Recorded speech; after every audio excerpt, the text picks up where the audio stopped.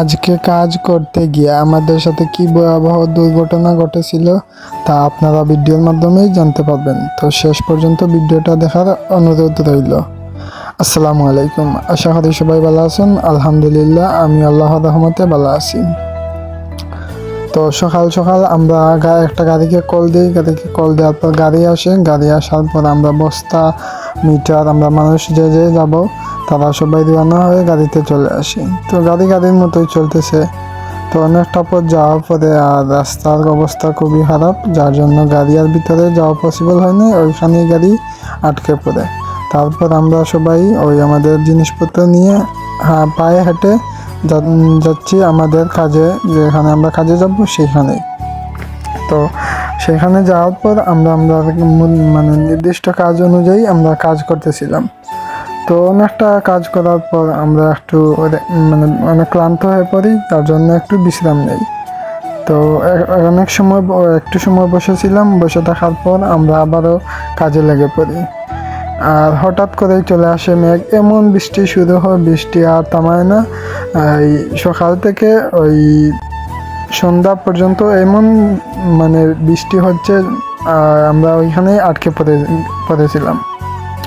তো আজকে আমাদের উদ্দেশ্য ছিল যে আমরা 2 নৌকা দান নিয়ে যাব, কিন্তু এমন বৃষ্টি হয়েছে যার কারণে আমরা 1 নৌকা নিয়েই মানে নির্দিষ্ট সময়ের ভিতরে আমরা যেতে পারিনি, এত পরিমাণে বৃষ্টি হয়েছিল। তো আপনারা দেখতে পাচ্ছেন অলরেডি আমরা রাত হয়ে গেছে, আমরা 1 নৌকা নাও নিয়েও এখনও যাইতে পারিনি। তো আমরা একটা খালের ভিতর দিয়ে আমরা বিলে প্রবেশ করার চেষ্টা করতেছিলাম। হঠাৎই ওই খালের মধ্যে একটা জাল ছিল, যার জন্য মানে ফ্যান, যে মেশিনের নৌকার যে ফ্যান থাকে ওই ফ্যানটা ভেঙে যায়। তারপর অনেকটা সময় এখানে আমাদের নষ্ট হয়। এক তো মেঘ হচ্ছে, তার পাশাপাশি রাত, তার পাশাপাশি মেশিনের নৌকার ফ্যান ভেঙে যায়।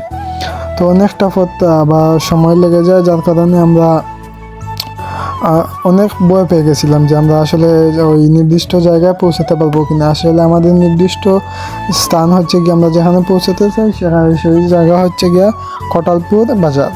আমরা বর্তমানে অবস্থান করছি ওই কলমপুর এরিয়া। খাল দিয়ে আসার পর আমরা অবশেষে বিলের মধ্যে প্রবেশ করলাম। বিলে এসে আমরা দেখতে পাই এত পরিমাণে বাতাস দিচ্ছে আর বিলে খুব বেশি ঢেউ হচ্ছে। আমাদের নাওয়ে অনেক পরিমাণে আমাদের দান রয়েছে, ওইদিকে আবার খুব বেশি বৃষ্টি হচ্ছে, আবার ওইদিকে মানে বিলে খুব বেশি ঢেউ দিতেছে, যার কারণে মানে অবস্থা খুবই ভয়াবহ ছিল।